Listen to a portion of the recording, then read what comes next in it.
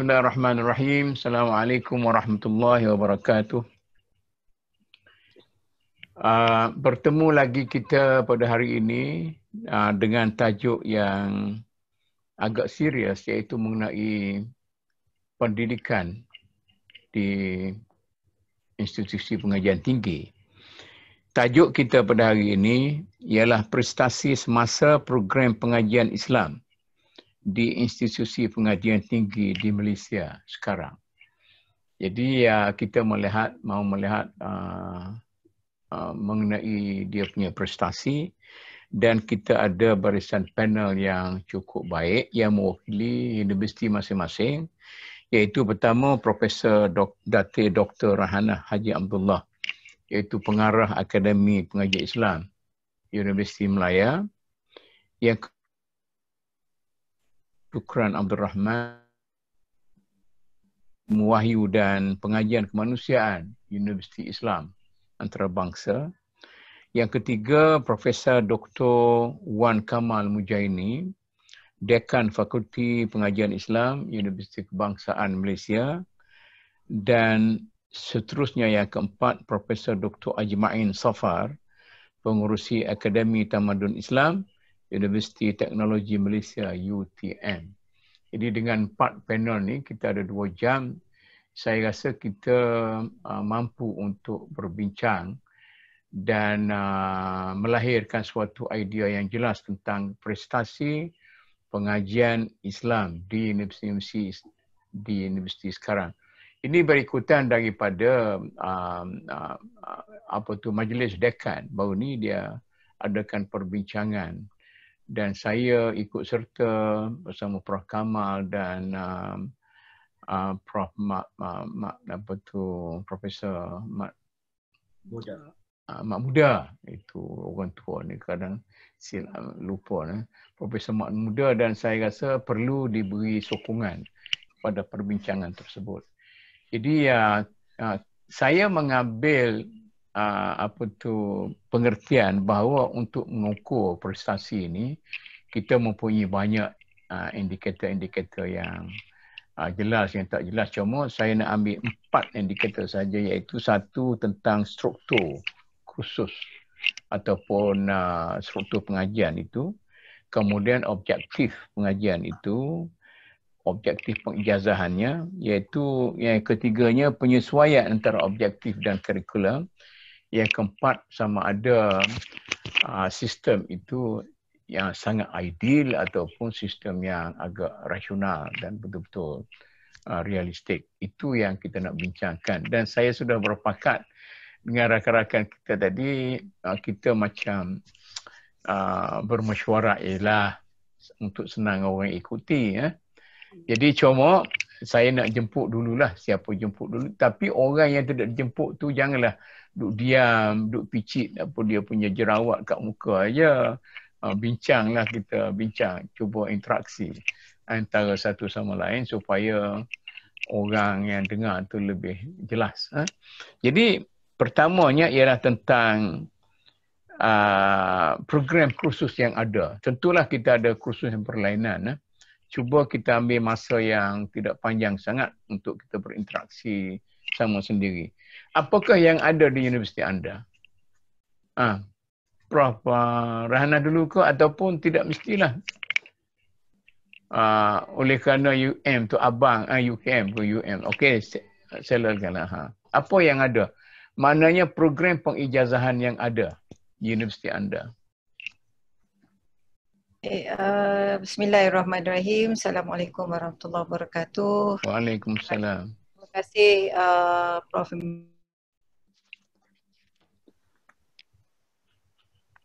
Mute. Apa tu? Ni tak okey. Ya. Dan juga rakan-rakan dekan yang lain daripada UKM, UIA. Tak apalah, teruslah. Itu pengurusi kita dah ni. Saya mungkin nak sebut program dan kursus yang ada di Akademi Pengajian Islam Universiti Melaya. Jadi kita ada yang mungkin saya sebut dalam bentuk integrated atau integrasi lah antara beberapa ilmu-ilmu klasikal dan juga moden, dan juga ada juga program yang berbentuk mungkin klasikal, tetapi sekarang ini saya rasa dalam memasuki kita abad 21, saya rasa kalau saya melihat beberapa program pengajian Islam yang ada di Akademi Pengajian Islam ini, kita sudah menempatkan beberapa program dan kursus ini untuk memenuhi keadaan contemporary lah, keadaan semasa. Baik, yang ada mungkin saya lebih detail lagi lah. Kita ada sebagai contohnya sebelum curriculum review ini dibuat, kerana curriculum review ini kita nak tawarkan pada tahun depan. Jadi saya mungkin sebut yang ada sekarang inilah yang sedang berjalan. Kita ada sarjana muda syariah dan di bawahnya kita ada 4 program. Kemudian kita ada sarjana muda syariah dan undang-undang, kita ada sarjana muda pengurusan muamalat. Baik, kemudian sarjana muda usuluddin juga kita ada 4 program dan kita pecahkan kepada Quran dan hadis, sejarah dan tamadun Islam, dakwah dan pembangunan insan. Dan kemudian kita ada akidah, akidah dan pemikiran Islam. Kemudian kita ada lagi satu iaitu sarjana muda pendidikan Islam. Okay, yang ini kita ada juga kolaborasi dengan Fakulti Pendidikan. Kemudian kita ada juga yang mungkin sarjana muda yang kita kata terbaru lah, bukan terbaru pun tapi dah 19 tahun ya, iaitu sarjana muda pengajian Islam dan sains. Kalau yang ini kita nak melahirkan pelajar-pelajar kita sebagai seorang agamawan dan juga saintis, kerana kita tahu sebelum ini kalau sebut pengajian Islam, sains dia adalah satu dunia yang agak berbeza. Dan mungkin di bawah sarjana muda syariah itu kita ada astronomi Islam. Dan ini mungkin juga satu program yang agak baru lah. So, jadi itu sarjana muda yang tersendiri. Ya, yang sekarang ni yang tersendiri semua itu. Sarjana muda syariah dalam kurungan contohnya astronomi Islam. So, jadi ini semua adalah program-program yang tersendiri. Itu mungkin yang itulah sebabnya saya kata tadi, saya melihat bahawasanya program yang ada ini sekarang ini adalah ada yang berbentuk integrated dan ada juga yang berbentuk klasikal. Tetapi yang klasikal itu tidak bermakna dia tidak tidak kompetitif ataupun tidak menyahut cabaran semasa, kerana kita nanti untuk orang lain, orang luar lah. Jadi UM menawarkan berapa sarjana muda? Okey, pada masa sekarang ini mungkin saya sebut 14 sarjana muda. 14 sarjana muda dibuatkan di Islam, Ya, termasuk sarjana muda pengajian Islam dan teknologi maklumat. So ini yang ada sekarang ni lah. Ya. Sebelum kita bercakap soal curriculum review. Okey, terima kasih. Peringkat ijazah tinggi postgraduate. Okey, peringkat postgraduate saya rasa macam biasalah, kita ada dalam berbentuk PhD by research, kemudian masters juga by research. Tetapi kita juga masters by research ni kita ada dalam bentuk sarjana syariah, sarjana usuluddin dan juga sarjana pengajian Islam. Tetapi ada juga sekarang ini ada beberapa calon-calon ijazah tinggi di peringkat sarjana yang mana sarjana syariah tapi yang ada dalam kurungan seperti ekonomi Islam begitulah, tetapi maksudnya benda ini adalah sesuatu yang atau program ini adalah sesuatu yang baru. Okey. Terima syukran. UIA macam mana? Assalamualaikum Datuk dan semua dari panel yang lain dan juga pendengar. Ya, di UIA kami di Kuliah Ilmu Pengetahuan Berteraskan Wahyu dan Sains Pekerjaan. Kita punya 10 jabatan ataupun 11 jabatan sebenarnya, tapi kita punya 10 program sarjana muda. Yang berkenaan ataupun yang direct menggunakan nama Islamic Reveal Knowledge itu ada 4. Betul ya? Untuk peringkat sarjana muda, kita ada sarjana muda bahasa Arab dan kesusastraan. Kita ada sarjana muda fiqh dan usul fiqh. Sarjana muda usuluddin dan comparative religion atau perbandingan agama. Dan sarjana muda pengajian Al-Quran dan hadis. Itu di peringkat sarjana muda. Di peringkat sarjana dan juga PhD, kita juga punya pengkhususan yang sedemikian juga. Jadi untuk kita sebut program ataupun struktur program pengajian Islam, kita ada 4 pengkhususan tadi, Datuk. Di samping kuliah ini, Datuk, kita UIA juga mempunyai program-program yang berkaitan dengan pendidikan Islam yang ditawarkan di Fakulti Pendidikan ataupun kuliah pendidikan. Mereka menawarkan Bachelor of Education Islamic Studies. Di Fakulti Undang-Undang Ahmad Ibrahim Kuliah of Laws, kita ada Bachelor of Law Syariah ataupun LLB Syariah. Di Fakulti Ekonomi kita tawarkan Bachelor of Islamic Finance. Itu di peringkat sarjana muda. Di peringkat sarjana ataupun juga PhD, pelajar-pelajar mempunyai peluang untuk belajar tentang pengajian Islam ni di ISTEC, Institute International Institute of Islamic Thought and Certification. Itu struktur dan program yang kami tawarkan di Okey, terima kasih Prof. Prof Wan, UKM. Assalamualaikum warahmatullahi taala wabarakatuh. Yang berbahagia Datuk dan rakan-rakan dekan. Untuk di Fakulti Pendidikan Islam, saya rasa tidak jauh juga berbeza dengan rakan-rakannya yang lain. Iaitu di Fakulti Islam kita menawarkan 5 sarjana muda yang kelas daripada sejak penubuhannya tahun 1970, iaitu Syariah, Usuluddin, Bahasa Arab, kemudian Quran Sunnah dan juga dakwah. Dan untuk di peringkat master juga dan PhD sama, 5 program juga yang ditawarkan. Semuanya ada dalam 15 program lah untuk BA, MA dan juga PhD, dan kita laksanakannya sama ada secara full time ataupun secara part time eksekutif. Kalau untuk BA ke-5 program kita ada secara part time di hujung minggu untuk 5 program sarjana muda, dan untuk PhD untuk PhD kita ada, untuk master kita ada juga secara eksekutif, itu secara blended learning, yang mana memerlukan pertemuan hanya beberapa kali sahaja untuk beri ruang kepada mereka yang bekerja untuk menimba ataupun menuntut ilmu pengetahuan. Dan kita ada juga diploma, diploma siswazah, iaitu diploma pentadbiran kehakiman dan guaman Islam. Universiti boleh tawar diploma sekarang? Kita sebab yang ni saya ingat polisi dia sentiasa berubah-ubah, Datuk.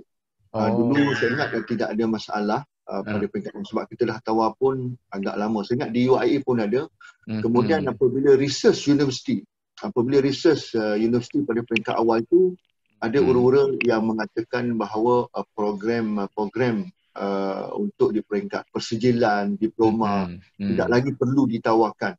Tapi memandangkan keperluan dan kita telah memohon kepada pihak universiti, diploma ni saya ingat hanya beberapa buah universiti sahaja yang ada. Jadi kita masih meneruskan penawarannya. Dan saya ingat insya-Allah kita pun telah berbincang dengan pihak universiti untuk melaksanakan pengajian. Saya ingat pengajian Islam ni secara lebih terbuka dengan menggunakan sistem MOOC. Jadi dia akan kita secara open lah supaya pendidikan Islam ni dapat diikuti oleh ramai pihak-pihak yang berada di luar yang langsung tidak berkesempatan. Kalau Datuk tahu pun Google pun dah nak menawarkan degree Okay. Jadi dengan mengambil beberapa subjek dan saya ingat di situlah kita masih di peringkat awal lagi untuk menawarkan universiti terbuka di dalam bidang pengajian Islam. Okey. Prof. Haji Main. Ya, Datuk. Terima kasih Datuk dan rakan-rakan dekan. Kami di UTM ni macam adik lah kot dalam program pengajian Islam. Sebab kita tahu UTM ni teras dia ialah sains, teknologi dan engineering. Ya. Kami sebenarnya baru sahaja mengadakan program pengajian Islam ini, dimulakan dengan sarjana muda sains serta pendidikan pengajian Islam. Itu pun sekitar tahun 2008 kita mula. Tapi lepas tu berhenti sekejap tahun 2009 kalau tak silap saya. Masa tu isu kita nak di universiti nak memperbanyakkan pelajar postgraduate kan. Sebab ke arah universiti, research university. Dan alhamdulillah kita dah start balik program ini, sarjana muda ni, untuk sesi ni, sesi yang akan datang ni bulan Oktober ni. Kita ada program sarjana, itu pun agak baru juga. Kita baru bermula sekitar tahun 2010 diluluskan program ni. So sarjana kita ada dua, sarjana sains halal dan satu lagi sarjana falsafah yang generik lah. So apa-apa sahaja bidang berdasarkan kepada kepakaran pensyarah yang kita ada. Begitu juga dengan PhD, Doktor Falsafah. So kita pun ada dua juga kursus yang kita tawarkan.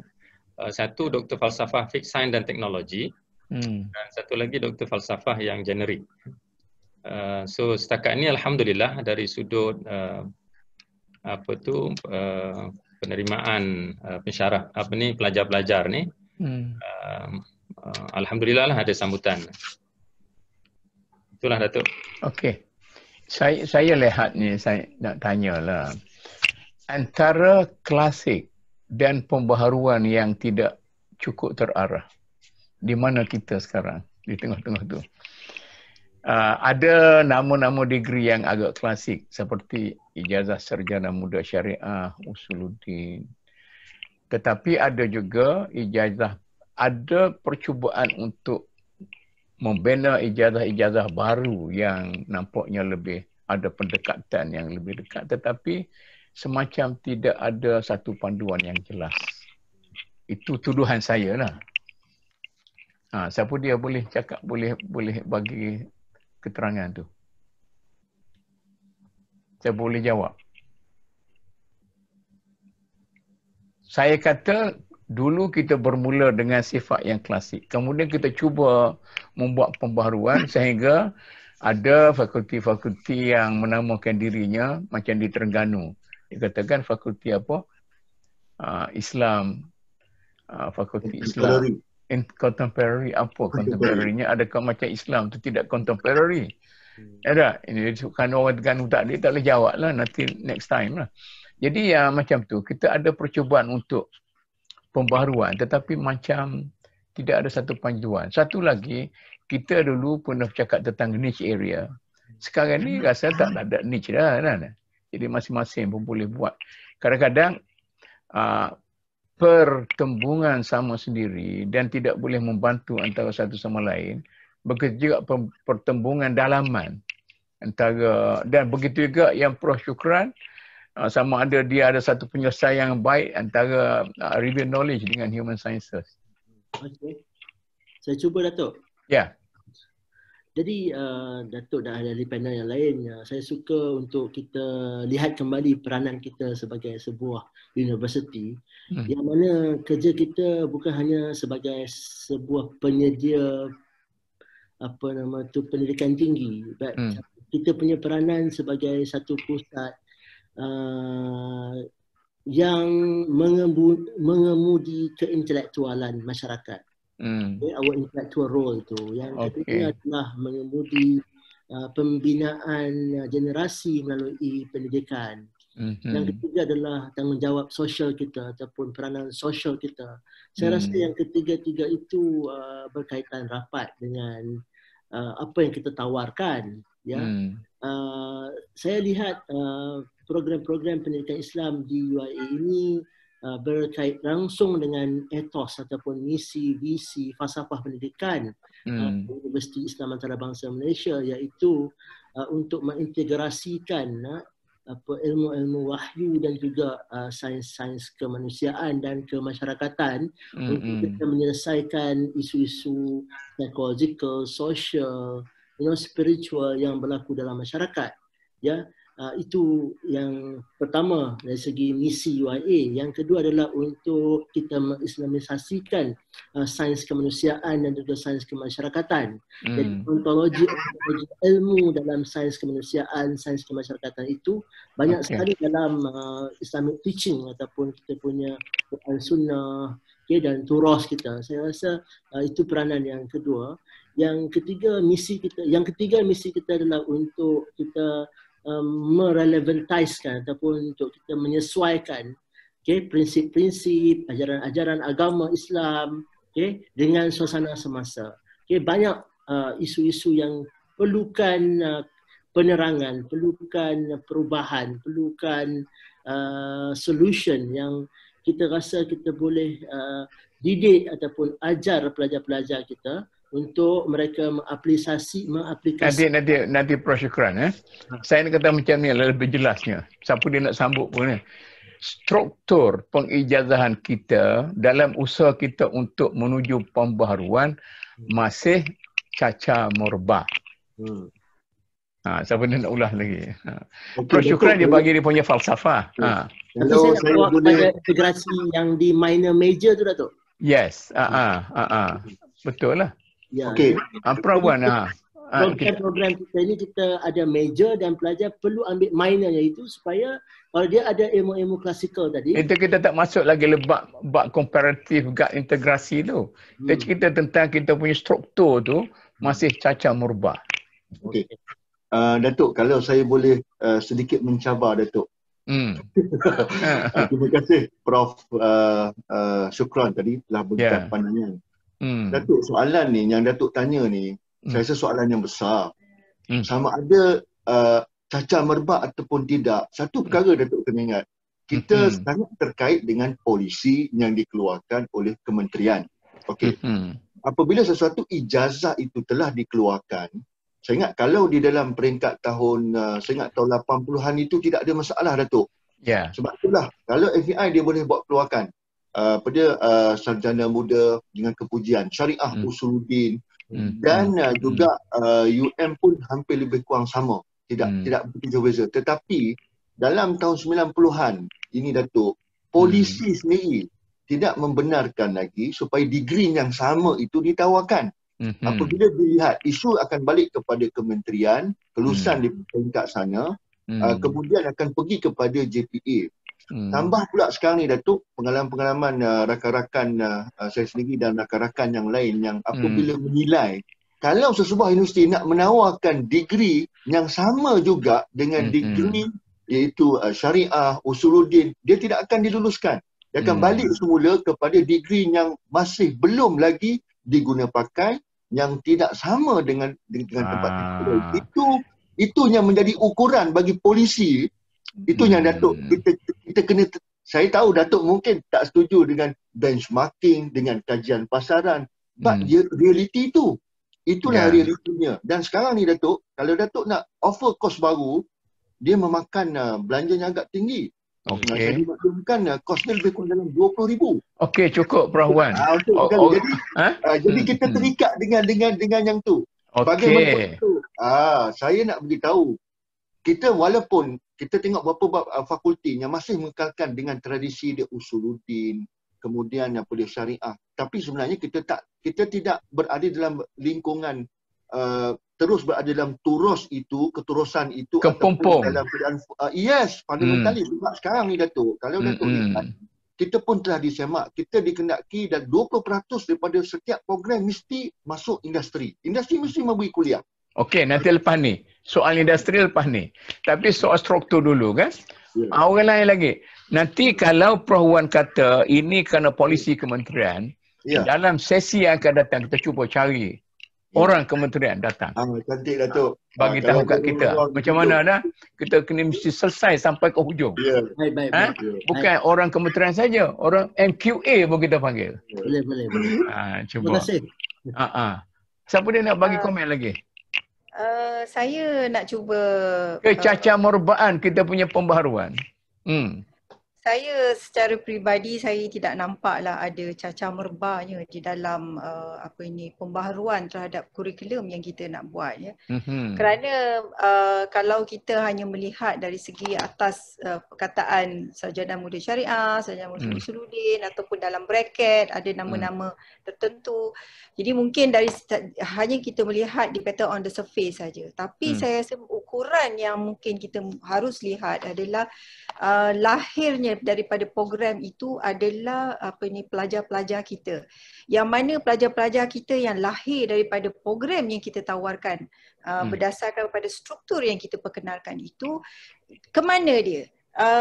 Prestasi dia, kekuatan dia dan apakah industri dan juga kita panggil stakeholders boleh menerima mereka. Kerana mereka ini lahir daripada kurikulum yang kita menstrukturkan itu. Jadi kalau misalnya namanya itu apa-apa nama sekalipun, tapi kalau kita dah buat mengikut apa yang distandardkan dalam MQA sebagai contohnya, kalau dalam pengajian Islam ini adalah pelajar itu kita boleh melahirkan seorang pelajar yang memahami Islam itu knowledge, the true knowledge of Islam itu sendiri. Jadi kalau ada komponen itu di dalam kurikulum atau struktur kita, itu sudah memenuhi. Jadi saya tak nampak cacamerbat, tapi saya berkata elemen itu dah ada di situ lah. Dari segi teori dan juga praktis. Jadi pelajar ni bila dia keluar, dia boleh bawa teorinya pun dia ada knowledge, dan segi praktikalnya dia pun dia ada knowledge. Dan juga tak habis cakap lagi Datuk ni. Tak apa sambung. Jadi kemudian yang keduanya objektif pengajian Islam ini yang sebut dalam MQA ini adalah kita committed untuk melahirkan, untuk instill di dalam pelajar-pelajar kita ini Islamic moral, value, spiritual ini. So jadi itu yang kita nak daripada pelajar-pelajar kita lah. Jadi dan yang ketiganya mereka ini maksudnya berpijak di realiti abad 21 ini. Maksudnya kita menstrukturkan program kita ini, struktur program kita ini ada elemen-elemen ini. So kalau misalnya ini yang dirangka dalam MQA, dan saya rasa memang ini membentuk kurikulum kita itu berdasarkan kepada objektif ini, saya rasa tak ada masalah lah. Dan tak nampak saya cacamerbanya, Datuk. Itu pandangan saya. Apalah, kita jemputlah Kementerian MQA cerita kat kita macam mana kepada masyarakat kita kan. Okey, Prof. Haji Ma'in ada nak kata sebelum kita berpindah? Saya setuju dengan apa yang disebut oleh Prof. Datin tadi tu. Sebab kita sepatutnya bukan mencacamerbahkan, tetapi kita membuat penerokaan dimensi yang baru kan. Pendekatannya, metodologinya kan. Maknanya memberi ruang yang lebih besarlah, lebih luas pada pendidikan kita. Itu pandangan saya lah. Okey, sekarang ni macam ni. Saya nak perincikan. Ada berapa bidang kerja yang boleh ditawarkan oleh universiti kepada pelajar-pelajar pengajian Islam dalam negara kita? Universiti. Ada berapa bidang kerja? 1, guru. 2, guru. 3, bank. 4, takaful. Apa lagi? Pentadbir. Pentadbir. Apa lagi? Jadi ini yang saya nak kata, kecacamerbaan itu kerana kita tidak mempersiapkan graduan kita untuk terus fix dengan mana-mana bidang kerja yang jelas. Saya bagi pandangan sedikit ya, Datuk. Kalau misalnya ijazah mereka itu hanya fix kepada satu-satu bidang kerja, maka sebab itu maknanya ijazah dia tidak kompetitif. Maksudnya dia tidak dapat pergi ke tempat lain. Sedangkan kita nak bahawasanya ijazah yang dia lahir daripada ijazah tersebut, dia boleh pergi ke bidang-bidang yang lain, dan itu merupakan sesuatu yang kalau misalnya ada multidisiplin dalam bidang pengajian Islam, itu sebagai satu added value kepada pengajian. Misalnya dia nak buat kerja apa? Dia boleh, saya punya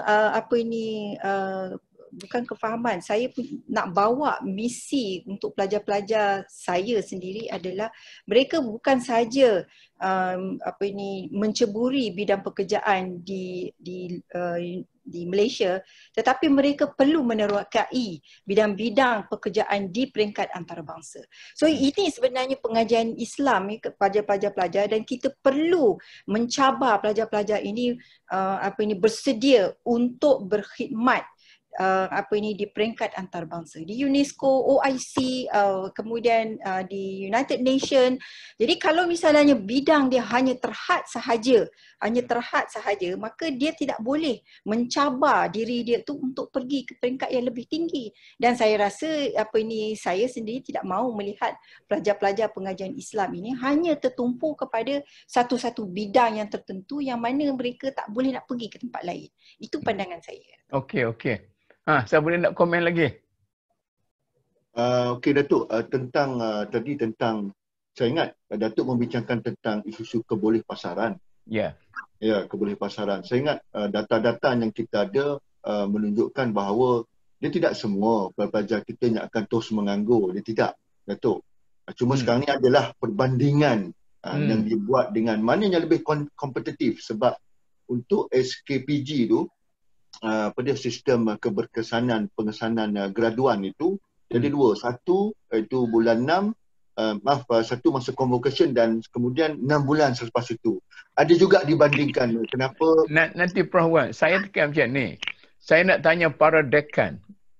Dalam kepala para dekan kita, ada berapa bidang pengajian Islam yang boleh channelkan pelajar dia tu kepada bidang-bidang kerja yang tertentu? Sama ada 1, 2, 3, satu graduan, dia boleh pergi pada 3, 4 bidang kerja. Okey, dia Prof Rayhanah kata. Tetapi adakah kita cuba channelkan bagi kemahiran yang jelas untuk melakukan kerja? Misalnya bidang kerja, okey, silakan. Saya ingat dalam bidang kerja yang kita ada sekarang ni, pelajar-pelajar, saya ingat bukan saja di UKM dan di universiti lain, tidak semuanya. Kalau saya ingat dalam era 80-an, mungkin semuanya kebanyakannya tertumpu kepada profesion perguruan. Yes. Tapi sekarang ni data kita ada, bila kita lihat balik, ada yang terlibat dalam sektor swasta dan juga sektor kerajaan, menjadi peniaga, menjadi businessman. Kemudian ada yang terlibat sebagai pegawai diplomatik pun saya tengok ada. Kemudian menjadi yang angkatan tentera, tapi bukan kagat. Di bahagian pentadbiran logistik pun ada. Infantry, Ya, jadi saya ingat ini dah menggambarkan bahawa ilmu yang kita bagi itu dia dah membolehkan mereka ni diterima. Sebab kalau tidak diterima dalam satu bidang itu, dia akan channel dalam bidang Islam sahaja. Prof Wan atau orang lain lagi. Ya. Dia pergi kerja di luar tu sampai jadi tentera apa semua sekali, jangan apa semua sekali, berasaskan kepada hard skill dia ataupun berasas kepada soft skill. Okey, saya Datuk Ya. Okey. Bagi saya Datuk dan ahli-ahli panel yang lain, kita bukan mengeluarkan graduan profesional. Kita mengeluarkan graduan yang kita boleh kategorikan sebagai generalist. Generalist tetapi dengan enabling skills yang membuatkan mereka berdaya saing dengan graduan-graduan lain juga untuk menceburi pelbagai bidang yang tadi disebut itu sebagai guru, pensyarah universiti, bekerja di sektor keuangan, pentadbiran, keselamatan, sektor sosial, dan ramai juga di antara mereka yang switch daripada pengajian Islam ini ke bidang-bidang lain, MBA, ICT, yang melayakkan mereka untuk menjadi profesional selepas mereka mendapat degree master itu. Kita dapati ramai juga yang di bidang ICT ni Datuk. Mereka juga ramai juga yang di bidang apa tu kepolisian, ketenteraan, bomba dan sebagainya. So, saya rasa mereka generalis, tetapi generalis dengan enabling skills yang membuatkan mereka mampu diterima di pelbagai sektor pekerjaan. Dan jadi kita sebagai penyedia perkhidmatan pendidikan tinggi ini perlu memastikan yang kita di samping memberikan hard knowledge, kita juga perlu memberikan mereka dengan enabling knowledge ataupun enabling competencies ini. Okey. Prof. Jemaah nak cakap apa? Saya rasa sama juga seperti mana yang Prof. Syukran sebut tu. Sebab rasanya dulu pun masa zaman saya belajar dulu, ramai di kalangan kami yang daripada pengajian Islam ni tak semestinya jadi ustaz. So ada yang terlibat dengan, hatta ada yang jadi pegawai-pegawai kerajaan yang lain, termasuk di swasta. So rasanya sama juga, kita membina kompetensi kepada pelajar, kepada graduan kita, supaya mereka ini bila keluar sebenarnya di mana sahaja mereka berada. Betul lah, memang kita tak nafi dari sudut pengkhususan. Macam nak jadi imam lah, memang kena dengan kelayakan keimaman dia tu.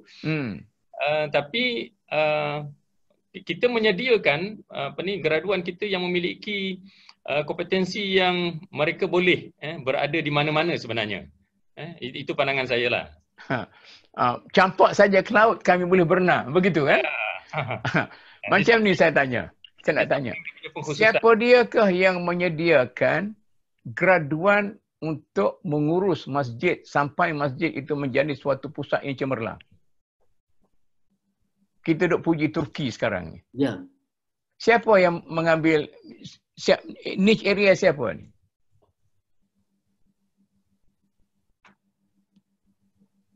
Siapa yang mengambil bahagian melahirkan seorang seniman Islam yang boleh mengganti seniman-seniman jalanan yang cabul?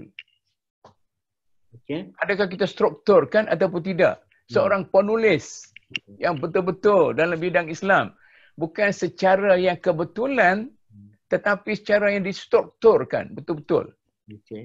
Apalagi saintis Islam. Ya. Okey. Ada tak? Boleh jawab. Saya boleh cuba. Sela.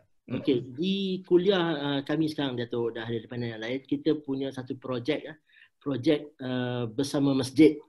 Jadi kita buat penyelidikan yang mana hasil penyelidikan itu kita akan modulkan beberapa aspek pengurusan masjid, aspek pendidikan masjid, aspek kaunseling masjid, aspek remaja masjid dan pelbagai lagi berdasarkan hasil kajian yang kita jumpa. Kita punya sekarang ini flagship flagship project untuk masjid di daerah Gombak yang sekarang ni telah pun diangkat untuk diterima pakai di keseluruhan masjid di Selangor.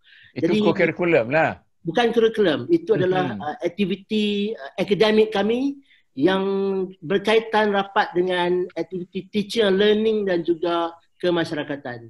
Itu yang saya sebut tadi, 3 peranan kita itu kita gabungkan.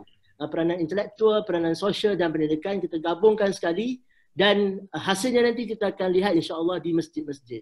Ini semua dekan yang mempertahankan program pengajian masing-masing. Datuk, saya nak tambah, Datuk. Sebab kita sebagai kata penyedia keilmuan untuk pelajar, kita tak boleh nak lahirkan semua, nak lahirkan seniman, kita nak lahirkan pengarah, kita nak lahirkan orang masjid. Tidak, Datuk. Saya rasa pandangan tu tak kena juga. Sebab apa yang kita bagi sekarang ni ialah kita bagi ilmu. Kita bagi ilmu asas, ilmu fundamental. Di samping kita terapkan ilmu-ilmu yang moden itu, yang mereka dapat embed di bersama, kemudian dia akan lahir bersama dengan talent yang dia ada. Kalau kita tengok sarjana-sarjana Islam dulu pun, bila dia dilahirkan sebagai pendakwah mujaddid, dia bukan masa dia belajar tu dia nak jadi mujaddid ataupun dia nak menjadi seorang pakar. Ibn Sina tu dia nak masuk di dalam perubatan, kuliah perubatan, tapi dia belajar semua tapi talent yang ada tu dikembangkan asas ilmu yang kita bagi. Okey, saya faham. Kalau Datuk setuju ke tak? Tapi asas. Dia macam ni, soalnya saya moderator. Cuma di hadapan kita ni ada majlis dekan yang bertanggungjawab mencari jalan menolak ke depan pengajian Islam ni, dan dia mesti berurus dengan baik dengan kementerian dan dengan MQA supaya kita menjadi suatu bidang pengajian yang cukup baik. Okey. Okeylah, itu cerita. Saya terimalah pendapat tu.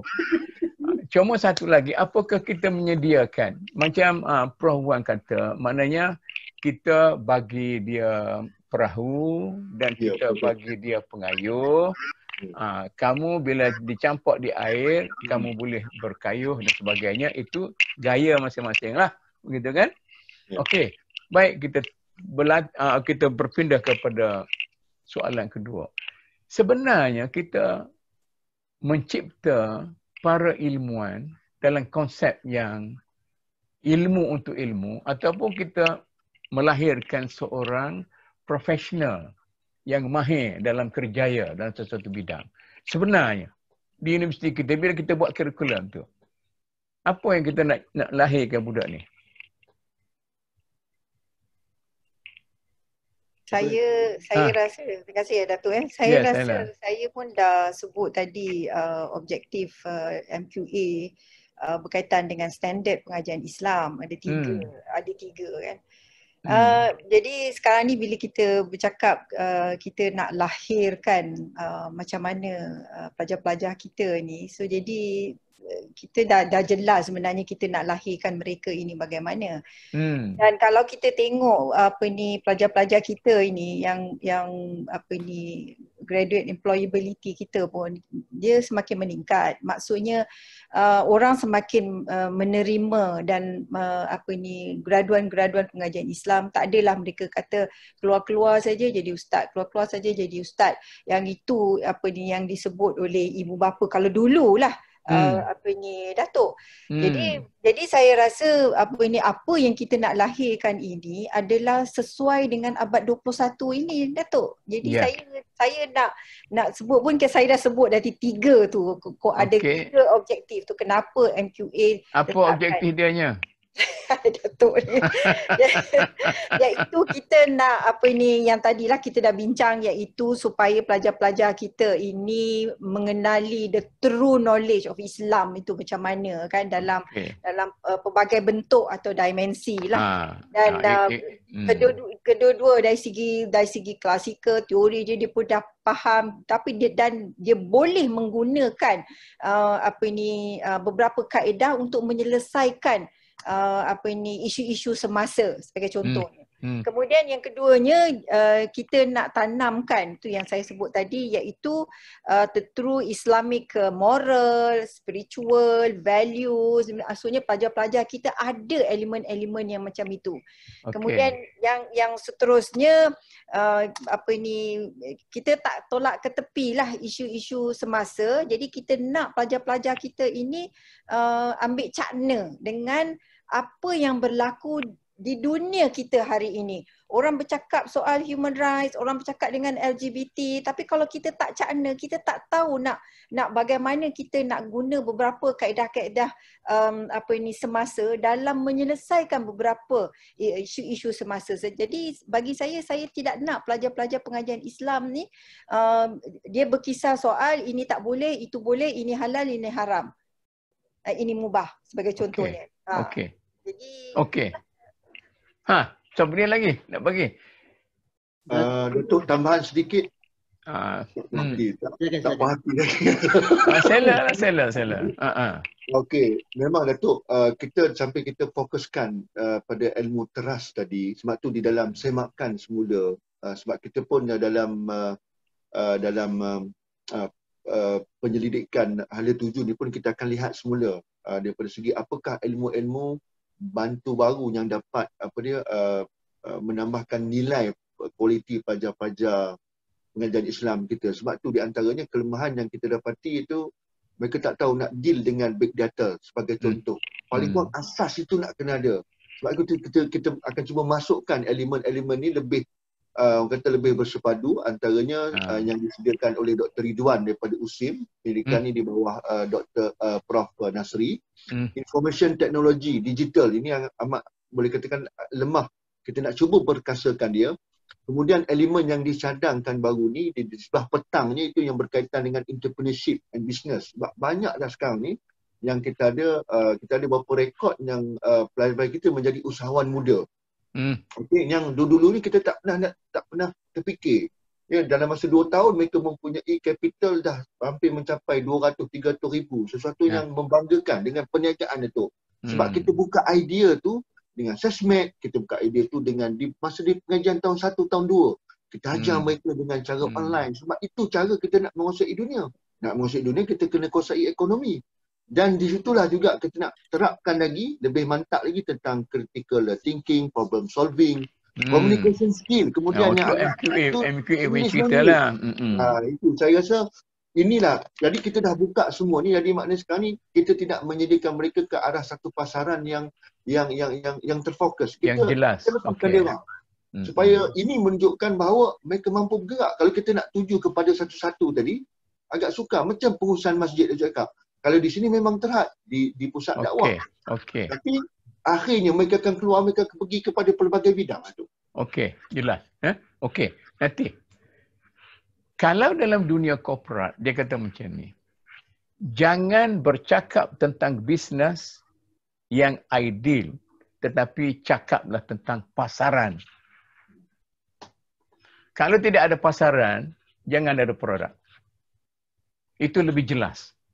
Maknanya, adakah kita jelas tentang pasaran kita ataupun kita hanya mempersiapkan pelajar kita dengan berbagai-bagai kebolehan, add situ, add sini, value added sini, value sini, lepas dia menjadi seorang yang serba boleh. Tetapi kata Bakar Hamzah, orang yang menganggap dirinya serba boleh itu sebenarnya serba tidak boleh.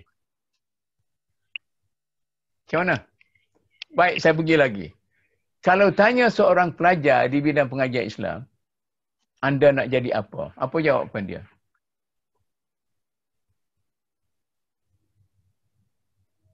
Berbagai jawapan.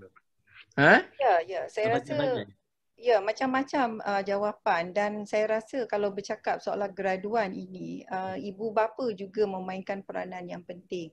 Jadi kita tahu sebenarnya pengajian Islam ini kalau dari segi sejarah awalnya dulu pun ada dua bentuk sebenarnya untuk development career, untuk bekerja macam yang kita tengah bercakap, dan juga untuk personal interest. Ada untuk menjadi seorang ilmuwan sebagai contohnya. Kalau seorang ilmuwan tu dia akan belajarlah 8 tahun, 10 tahun yang macam kita adalah pengalaman dulu-dulu. Baik, kalau misalnya Datuk bercakap dia nak pergi ke bidang atau pasaran. Saya rasa mereka ini macam saya sebut tadilah mendapat mendapat tempat sebenarnya dalam pasaran terbuka hari ini. Kalau misalnya sebab saya begitu optimis ya dengan pelajar atau graduan dalam pengajian Islam ini. Sudah tentulah kalau kita bercakap soal adanya soft skill ya, dan ini sebenarnya memang membantu mereka. Jadi tak kiralah dia nak bawa pengajian Islam itu sebagai satu ilmu untuk dia bekerja sebagai seorang pendidik ataupun seorang dalam bidang-bidang pengajian Islam ini, atau dia pergi keluar yang lebih mencabar.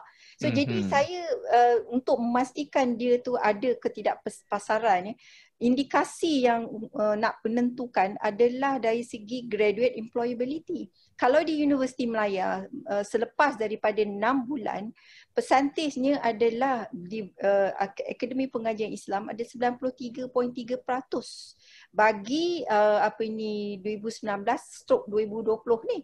So jadi bagi saya itu indikasi itu dah menunjukkan saya, kalau saya sebut hati saya berbunga-bunga melihat graduan saya, dari segi indikasinya tu agak sudah tinggi persentasenya. Apa lagi yang kita nak 100% itu ada kita dia panggil reservation dah di situ, ada yang kalau yang perempuan suami ni tak bagi kerja ataupun anak-anak dia sebagai anak dia terpaksa menjaga ibu bapa dia. So ada lagi 10% tu reserve-nya. Kita tak boleh nak dapat 100%.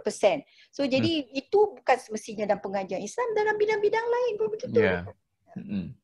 Okey. Dr. Safat, apa tu? Dr. Ajmain. Macam mana USM? Dia kalau tengok Datuk, memang apa yang Datuk sebut tu. Pertama, memang kita nak melahirkan ilmuwan, dan dalam masa yang sama kita memang kalau boleh nak menghalakan dia kepada profession yang diceburi. Memanglah kalau kita lihat kadang-kadang orang tu memang profession dia nak, katalah dia nak jadi kalau kos lain engineer kan, tiba-tiba tengok jadi businessman kan.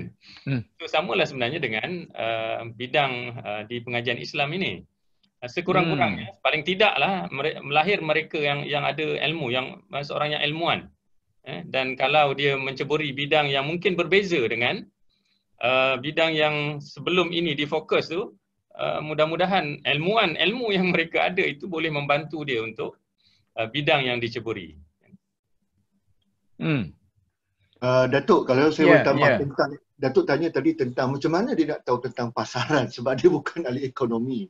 Saya ingat pengalaman yang kita ada dengan pelajar. Nanti dulu Prof macam ni, kita sebagai provider, produk kita ialah pelajar, katalah dalam bidang usuluddin atau bidang syariah atau apa-apa, itu kita punya produk. Jadi kita kena tahu nak pasar di mana produk kita tu. Jadi guru ke, jadi pendakwah ke, jadi apa tu penggiat sosial ke. Misal sekarang ni, dadah, mak rempit, tanggungjawab siapa ni? Orang sekolah agama ke tanggungjawab orang sekolah sosial, humanities? Syukran. Saya rasa Datuk, kita tidak menghalakan kepada profession yang tertentu. Kerana dia bergantung juga kepada kehendak pelajar itu sendiri, sebab tidak ada institusi yang menentukan. Sebab kita tengok pelajar kita pun ada yang terlibat dalam pelbagai sektor yang bukan bidang dia pun. Saya ingat saya buat contoh saya nak buat contoh tadi yang Datuk kata tentang macam mana dia nak tahu tentang pasaran dari segi pengajian Islam. Okey. Data yang kita ada dalam puluhan pelajar kita terlibat dalam bisnes online Datuk. Yes. Antara sebab dia orang ni kalau nak kira dia orang bukan daripada fakulti ekonomi, bukan daripada graduate business study. Dia orang ni hanyalah pelajar yang belajar di sini ilmu usuluddin, ilmu syariah ataupun ilmu, tapi dengan sendirinya dia berkembang ilmu tersebut Datuk. Dia dah tahu. Saya ingat satu contoh baru ni seorang pelajar kita, saya ingat baru saja buka syarikat. Syarikat dia tu kalau Datuk tengok dalam ni ada, bukan nak promote ni. Nama dia syarikat Tok Mung. Bukan Tok Mut, Tok Mung. Ya, okey lah. Datuk pernah terfikir dalam masa setahun dua, capital dia dah mencapai beratus ribu hanya memakai, hanya menjual barang-barang terpakai. Barang terpakai ni dia tahu pula bukan barang-barang yang jual dekat Sasaki bundle. Bukan Datuk, dia ambil barang yang di reject oleh kilang, dia pasarkan semula. Dia tahu di mana pasaran. Kita tak bagi ilmu tu Datuk. Okey, beginilah. Terpulang kepada pelajar tersebut. Okey. Saya cuba nak rangka satu falsafah pendidikan. Prof Syukran nak bagi dulu. Okey. Okey, saya rasa saya bersetuju dengan Profesor Wan Kamal.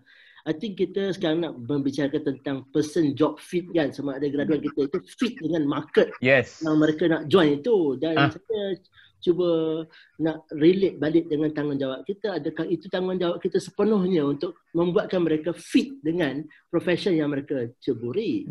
Ataupun kerja kita adalah untuk memberikan kepada mereka as much knowledge as possible so that they are suitable to be recruited by any organisation. So, organisasi itu nantilah yang akan membuatkan mereka lebih fit untuk melakukan kerja-kerja di tempat kerja itu. Okey, clear dah. Jadi macam pelajar kita dari segi falsafah pendidikannya bukan macam pelajar perubatan. Apabila ditanya, kamu mau jadi apa? Saya jadi doktor. Bukan sebagai pelajar engineering. Kamu jadi apa? Saya mau jadi engineer. Saya mau jadi nurse. Saya mau menjadi businessman. Bukan begitu kan? Bukan. Generalis kita ini. Itu terhentilah atas para pendidiknya. Saya nak clear ya. Maknanya sumbangan kita lebih besar daripada yang lain Datuk. Tak kira lah besar ke kecil ke apa semua sekali. Tapi maknanya falsafah kita menyediakan siswazah yang berkompetensi dalam berbagai bidang sebagai dirinya. Bukan sebagai bidang kerjayanya, begitu kan? Kalau saya boleh tambah, kita bukanlah menyediakan mereka dengan job competency tetapi dengan job enabling competencies. Okey, jelaslah. Lepas tu terserah kepada ahli-ahli akademik di bidang inilah. Saya hanya menjelaskan saja.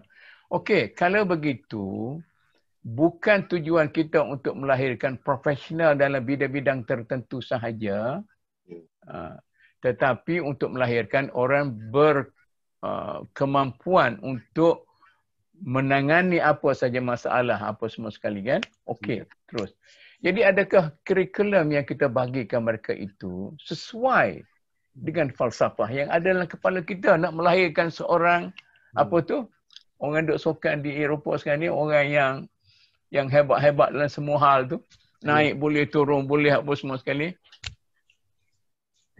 Apakah kurikulum yang kita bagikan itu okey, sesuai ataupun tidak?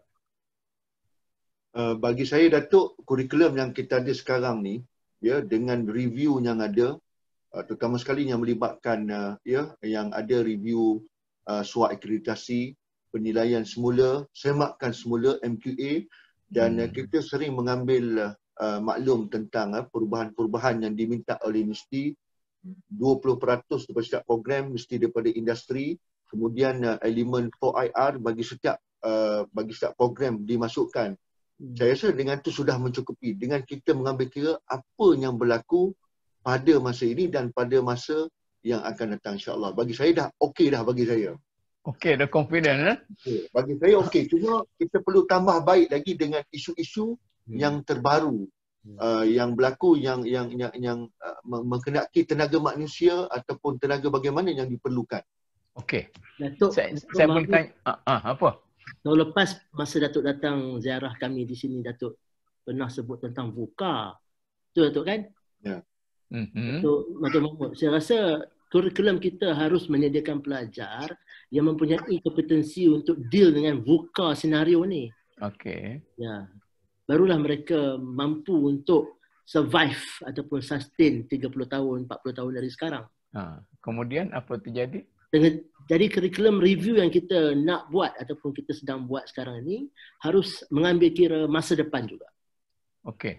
Keperluan senario masa depan, isu-isu yang mungkin berlaku pada masa depan. Okey. Okey. Dia dekat-dekat ni sudah lupa bahawa saya hari ini adalah moderator, bukan seorang majikan. Okey, saya nak tanya. Berasaskan kepada program dan kurikulum yang ada sekarang, siapa yang akan tangani masalah sosial di kalangan masyarakat Melayu dan Islam dalam negara kita? Adakah kita mempersiapkan calon-calon untuk itu? Kalau di barat ada social workers, tak? Apakah kita ada? Dan bagaimana kita menyediakan mereka itu sekarang? Ya. Saya rasa Datuk, pelajar-pelajar kita memang mempunyai pengetahuan dan kemahiran untuk untuk menangani beberapa isu. Tetapi benda ini tidak bolehlah kita kata satu kumpulan sahaja yang beria untuk menangani beberapa isu-isu masalah di dalam masyarakat. Dia kena ada political will, dia kena ada movement ataupun NGO, kemudian dia kena ada R&D-nya. Jadi kalau kita nak bercakap soal pelajar-pelajar kita, mungkin saya boleh sebut di Jabatan Dakwah dan Pembangunan Insan. Jadi kita boleh kita melahirkan juga sekiranya pelajar itu berminat, dia boleh sebenarnya untuk menjadi seseorang social workers lah. So jadi saya rasa inilah yang saya sebut tadi, bidang-bidang yang mana kita adapt beberapa metod-metod semasa di dalam pengajian Islam kita. Contohnya sosiologi, historiografi. So jadi perkara-perkara ini saya rasa sesuatu yang sangat diperlukan oleh pelajar-pelajar kita untuk menangani isu-isu yang Datuk bangkitkan tadi. Orang lain? Setuju. Ada ulasan. kita tak perlu pun untuk membuat satu kursus yang khusus untuk mengenangani gejala sosial contohnya kan, sarjana gejala sosial ke kan. Rasanya apa yang telah pun kita beri kan kepada pelajar itu menjadi sebahagian daripada kompetensi yang ada pada mereka untuk mereka boleh menyelesaikan masalah bila mereka berada di luar kan. Maknanya bukan bidang pengkhususan mereka sahaja. Lebih-lebih lagi sebagai seorang sarjana muslim kan yang tahu tentang al-amru bil ma'ruf wan nahyu anil munkar. Mungkinlah dari sudut strateginya kan yang itu mungkin kita boleh skill-skill tu perlu diberilah kepada mereka. Nanti Prof. Ajmain. Pengalaman saya sebagai seorang komisioner dalam human right. Saya duduk 6 tahun sebagai komisioner. Saya terfikir kita pelajar agama gagal menyelesaikan masalah sosial apabila saya pergi melawat penjara, pergi melawat pusat pemulihan sebagainya. Kita tidak cukup asas dan alat yang diberi untuk memulihkan mereka itu. Bila saya duduk di bank 15 tahun sebagai orang suruhan. Saya duduk dalam tu 15 tahun dalam board, dalam komiti apa semua sekali. Saya rasa nak convert budak-budak syariah jadi banker hampir mustahil. Lebih mudah ambil banker jadi orang syariah. Mengapa ini terjadi? Apakah maksudnya kita tak bagi basic kepada mereka itu untuk menjadi, katakanlah dia nak pergi ke Islamic banking. Yang kita buat Islamic banking okey lah. Yang betul-betul Islamic banking ni. Tapi yang syariah tu.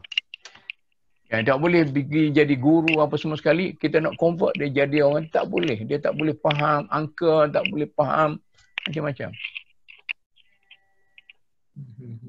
Ya. Macam mana? Macam mana hangguk kuat Prof. Syukran? Ya, saya rasa proses teaching and learning mereka itu kita perlu semak semula lah. Sementara teaching and learning proses mereka itu hanya terhad kepada turas ataupun ilmu-ilmu dalam bidang itu saja. Ya, jadi kami sekarang sedang cuba merangka satu modul, bukan hanya modul course outline ni, bukan hanya di segi konten, tapi juga dari segi kerja kursus itu. Kalau dulu pelajar kalau di kerja kursus, mereka form satu kumpulan sesama mereka. Right? So kami sekarang berfikir, kenapa perlu mereka tunggu sampai mereka graduate baru boleh mereka terjun ke gelanggang untuk menyelesaikan masalah. Mungkin juga semasa mereka membuat assignment itu, mereka perlu form a group di mana dalam satu kumpulan itu mempunyai pelajar psikologi, sosiologi, political science dan juga syariah. So, 4 kelas tapi buat kerja untuk satu projek. Pergi ke luar, selesaikan masalah poverty ke LGBT, dadah dan sebagainya. So this is what we want to pilot lah, tengok bagaimana sama ada ini boleh merubah pengalaman pelajar pengajian Islam. Sebut LGBT. Siapakah yang menyelesaikan masalah LGBT dalam negara kita? Adakah orang pelajar agama atau pelajar perubatan atau pelajar lain-lain? Kalau saya boleh tadi tentang isu yang Datuk bangkitkan nak menyelesaikan masalah sosial termasuk LGBT. Tak kena juga kalau Datuk kata gagal pelajar-pelajar pengajian Islam itu kerana tidak berpartisipasi dalam menyelesaikan masalah sosial. Masalah sosial Datuk, kita tak boleh nak bagi kepada orang pengaji Islam sahaja. Banyak lagi kalau Datuk tengok Islam ini hanyalah sebahagian kecil sahaja, tetapi enforcement daripada segi aspeknya lain, aspek keselamatan, kepolisian. Saya ingat banyak perlu dilibatkan. Kita tak boleh nampak kalau masalah ni mana orang pengajian Islam, masalah ni mana orang pengajian Islam. Salah juga bagi saya Datuk kalau cakap, yelah kita pun tak nafikan, kita pun ada rakan-rakan kita di sini yang telah banyak Datuk, saya nak beritahu Datuk, ada rakan-rakan kita yang yang terlibat dengan penyelidikan dalam membina modul Kemudian ada juga di kalangan banduan-banduan yang telah Viva berlaku di sana Datuk. Ini dengan sebab usaha kita. Kalau kita cari daripada fakulti-fakulti, contohlah fakulti ada ke boleh sampai kepada tahap itu. Sumbangan tu besar tu membuat modul dalam membina insaniah manusia yang ada di dalam penjara. Sebagai contoh Datuk.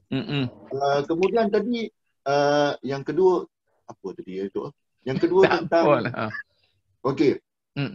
Tentang bagaimanakah persiapan untuk sesuatu, saya ingat pekerjaan pelajar-pelajar tadi. Saya ingat dengan ilmu yang kita bekalkan di industri Datuk, saya tengok banyak sekarang ni daripada segi kursus kepimpinan, kursus keusahawanan, lepas tu kemudian mereka terlibat dalam kerja-kerja komuniti, kerja-kerja gelandangan Datuk, ya, pelajar kita. Saya ingat di semua industri terlibat dalam kerja-kerja yang melibatkan kes-kes pemulihan di pusat-pusat penagih dadah sebagainya. Banyak dia orang Datuk. Saya ingat kita berpartisipasi, tetapi kalau kita nak dikira sebagai ejen yang boleh menyelesaikan masalah tadi tentang human right Datuk. Kalau memang kita ada seorang dua daripada kita yang saya tengok sibat tapi tidak kuat juga. Ini memerlukan juga bantuan daripada rakan-rakan yang lain. Kita tak boleh nak letakkan 100% tanggungjawab tentang human right sebab human right ini disertai oleh pelbagai aspek manusia, pelbagai pemikiran, latar belakang Datuk. Jadi untuk menyelesaikan masalah ni, bukan semua pengajar Islam tidak boleh menyelesaikan masalah. Harapan Datuk ni terlalu tinggi sangat untuk pengajar Islam. Tetapi kita akan sampai ke situ Datuk. Tapi dengan penglibatan yang ada hari ni, yang ramai, saya ingat yang paling ramai jadi menteri pun antaranya daripada Fakulti Islam Datuk. Ini membuktikan bahawa kita mempunyai, saya nak tanya Prof Wan, pengajian yang baik. Yang jadi menteri daripada fakulti-fakulti pengajian Islam itu, menteri yang paling berjaya atau menteri yang paling tercorok sekali? Okey. Bagi saya ukuran sama ada, saya tidak membuat ukuran Datuk sebab itu ukuran KPI untuk setiap KPI itu ada ukuran daripada PM, Perdana Menteri sendiri. Bagi saya, sekiranya seorang itu telah menjalankan tugas dia dengan baik, bagi saya, it's okay, that's fine. Sebab di dalam bidang politik, Datuk dah masuk politik. Kalau dalam bidang politik, orang dah buat yang baik pun tetapi dilihat tidak baik, maka dia tidak baik Datuk. Saya ahli politik yang gagal. Bagi saya, okey. Itu bagi tanggapan masing-masing Datuk. Saya hormati pandangan Datuk. Okey. Ada ulasan lain lagi? Saya nak cuba tambah ya, bila Datuk sebut dah 15 tahun di dalam bank, kemudian 6-7 tahun di dalam human rights. Jadi masih juga gagal Datuk melihat kompetensi pelajar-pelajar. Saya tak pastilah gagal yang bagaimana ataupun mungkin 1-2 orang. Kerana bagi saya kalau kita membuat statement yang general begini, saya rasa tidak adil jugalah kepada graduan pengajian Islam. Mungkin 1-2 orang itu tidak mampu ataupun tidak mampu untuk menjadi nak buat matematik ke apa. Jadi kita sudah membuat satu generalisasi bahawasanya pelajar pengajian Islam ini gagal lah dalam bidang-bidang tertentu. Tapi kalau misalnya dari segi kita kata industri ataupun stakeholders mengatakan, bidang pengajian Islam ni sekarang ni abad 21 memang kita kata worst lah, teruk. Dan kita dekan-dekan atau majlis dekan ni kena buat sesuatu. Bahawasanya kurikulum kita ni memang mendapat kritikan. Kerana kita nak membentuk kurikulum kita, kita bukan main khayal sendiri dekat majlis dekan. Tetapi kita bersama-sama juga dengan pihak industri, alumni, stakeholders dan orang-orang yang tertentu, sebagaimana Datuk juga dipanggil. So jadi pandangan-pandangan ini setelah itu kita rangkumkan dan kita masukkan dan buat kurikulum kita sendiri. Dan juga bila isu LGBT, bukan contoh LGBT lagi sekarang, baru ni bila cerita domestic violence berlaku, PKP, perceraian berlaku, PKP tiba-tiba banyak dan sebagainya. So jadi saya rasa isu-isu itu sudah lama daripada saya yang lecturer sampai sekarang. Apakah bila kita sebut domestic violence, itu bukan saja melibatkan pengajian Islam.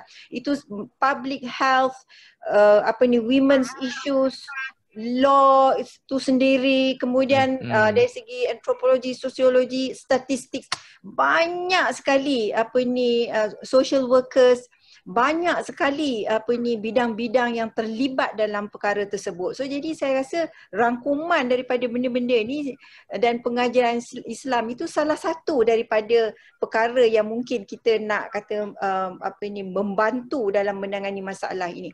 Sebagai contoh saya beri lagi cerita zakat ni. Tak habis-habis. Kalau ada isu saja masalah penerima zakat ataupun mereka yang miskin dan sebagainya, maka masyarakat akan kata, oh zakat kita ataupun sistem zakat kita atau pungutan zakat kita semua adalah tidak efisien, tidak berjaya dan sebagainya. Sedangkan Datuk, saya melalui beberapa research, dia kata dia tak nak sebenarnya menerima, bukan tak nak menerima zakat, dia nak sentiasa menerima zakat. Dia tidak mahu mengubah dirinya sebagai pembayar zakat. Sebabnya bagi dia kalau menjadi penerima zakat, dia kan jadi penerima zakat. Dia padahal kita nak membentuk orang yang daripada penerima kepada pembayar. So jadi ini isu-isu yang saya rasa bukan pengajian Islam saja yang perlu tangani. Saya rasa pengajian Islam tu kalau misalnya saya nak sebut lead by the Islamic studies personality, yes, saya memang mahu melihat itu. Ya. Adakah dah lihat? Ada yang dah ada lah. Ada. Saya nak tanya macam ni. Katalah kita single out satu. Bidang pengurusan atau pentadbiran Islam di JAKIM, di jabatan-jabatan agama negeri, di yayasan-yayasan Islam. Apakah kita telah menampakkan satu sifat profesional yang cukup kuat sehingga menyebabkan jabatan-jabatan pengurusan atau pentadbiran Islam ini hebat? Dek kerana kebaikan graduan kita. Kenapa orang kata kalau Mr. cari orang GPA ni letak di sini. Katalah kalau di JAKIM ke Jabatan Agama, sini mesti ada orang GPA. Sini, adakah orang kita tak boleh buat pengurusan?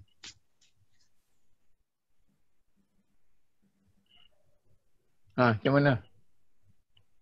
Saya rasa boleh Datuk. Yang daripada JPA ataupun daripada pegawai tadbir diplomatik, ada juga daripada pengajian Islam. So jadi ada juga. Jadi maksudnya mungkin name tag dia taklah sebut pengajian Islam. Dia sebut Raihanah gitulah Datuk. Tetapi maksudnya saya tidak skeptik, tapi saya optimis dengan bidang pengajian Islam ini untuk menceburi dan lead di dalam beberapa bidang-bidang yang kita kata sebelum ini memang kalau bila sebut bidang pengajian Islam dia kata unprofessional,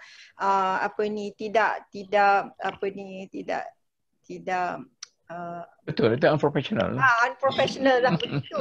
Tapi macam saya sebut, berdasarkan kepada struktur program yang ada, yang kita dah ubah suai dan kita review dan sebagainya, saya nampak benda ini tidak menjadi masalah dan sudah tentulah ini satu cabaran kepada graduan kita. Okey. Datuk, kalau saya boleh tambah, itu tentang pendermaan lah tersebut. Isu tersebut tentang mak ini, kita nak sebut isu-isu yang sensitif. Okey, Majlis Agama Islam Negeri. Saya ingat rakan-rakan yang kita kenal pun sebenarnya di Majlis Agama Islam Negeri ini bukan 100% Datuk daripada pengajian Islam. Bukan. Ada yang daripada bidang ekonomi saya lihat, ada yang daripada bidang sains sosial, ada yang daripada bidang-bidang sains pembangunan. Kadang tak ada kaitan langsung Datuk. Kita ada juga rakan-rakan saya yang banyak berada di Majlis Agama Islam Negeri. Tapi melihatkan kepada dekad sekarang ni, pada waktu yang terkini, saya ingat dah banyak perubahan berlaku Datuk. Walaupun yang masih dikritik itu kita tak nafikan Datuk, sebab ada saja isu-isu. Tetapi saya lihat sudah semakin terbuka. Isu-isu yang dulunya tidak boleh dibincangkan, isu-isu yang kita bincangkan tentang wakaf sebagai contoh. Dulu kita tak boleh nak sebut tentang wakaf Datuk. Tapi sekarang ni bila kita dapat kumpulkan ya 13 buah negeri berbincang, walaupun tidak ada satu keputusan yang tepatlah kalau kita nak membina sekarang ni tentang wakaf pendidikan tinggi. Tetapi kebersamaan duduk itu saya rasa sudah satu kejayaan juga bila mendengar ya beberapa pandangan-pandangan. Dan untuk makluman Datuk terkini pun beberapa Majlis Agama Besar Negeri yang Datuk sendiri pun dah maklum telah memberikan sumbangan-sumbangan kepada industri untuk melaksanakan pelbagai program yang berkaitan dengan wakaf, dengan zakat. Kemarin saya dah perkembangan yang baik Datuk. InsyaAllah dalam masa 10 tahun, 15 tahun akan datang nanti insyaAllah. Jadi kita sekarang ni Datuk, kita masih tidak ada lagi Datuk. Kalau Datuk tahu tentang macam kita nak buat kursi-kursi di atas wakaf base ni tak ada lagi. Jadi saya lihat dengan adanya kesedaran, kefahaman dan juga keprihatinan daripada pihak MAIN ni, saya rasa banyak membantu Datuk. Banyak melibatkan diri dengan memberikan grant, buat research tentang wakaf lagi Datuk. Jadi macam mana perkembangan yang sangat baik. Dulu Datuk. Okey lah. Jadi bolehlah kita buat satu pengertian bahawa falsafah kita ialah menyediakan satu kumpulan pelajar, graduan yang ada kompetensi walaupun tidak profesional dalam sesuatu bidang tertentu, dan kita percaya mereka itu boleh melakukan sesuatu yang baik dalam masyarakat. Sebab itu kurikulum kita begitu kan?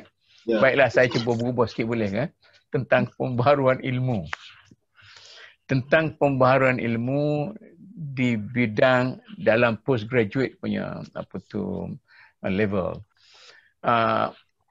Saya tengok pengajian Islam gagal melaksanakan tugas pembaharuan ilmu.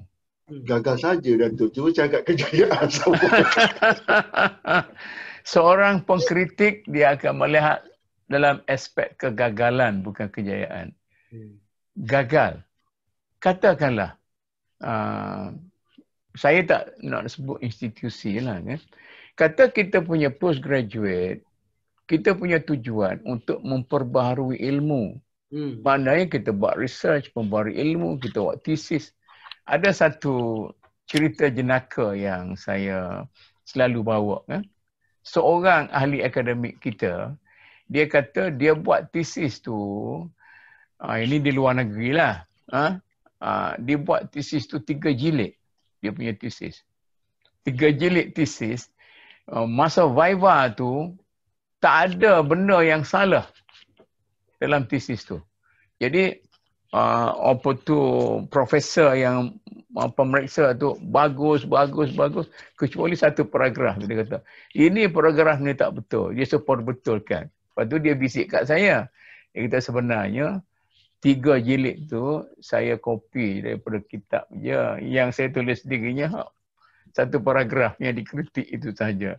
Itu lawak jenaka dalam bidang akademik. Maknanya kalau saya melihat tesis, memeriksa tesis ataupun menyelia tesis, kita dapati pelajar kita masih dalam kepompong nukul, menukilkan dan memindahkan segala idea-idea dalam kitab itu, kita tampal balik dalam kitab-kitab dalam tesis kita tanpa satu proses pembaharuan ilmu. Malah kita takut untuk melakukannya. Jadi ini apa? Macam mana ni? Belum lagi kita nak cetak tentang integrasi ilmu antara ilmu wahyu dengan ilmu sains kemanusiaan. Fakulti pun fakulti berbeza. Memanglah macam fakulti berbeza. Tak boleh nak masuk dekat.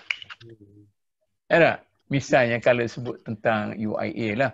Kalau dalam Profesor Ajmain, saya tidak tahu lah macam mana kita melihatnya. Dia mesti dia cuba membuat pembaharuan tu. Sehingga kan yang pengajian Islam tu di bawah fakulti lain. Macam mana ni dari segi pembaharuan ilmu ni? Ya, kalau kita Datuk, kalau kita tengok tesis-tesis pelajar ni kan, kita menyelia tesis.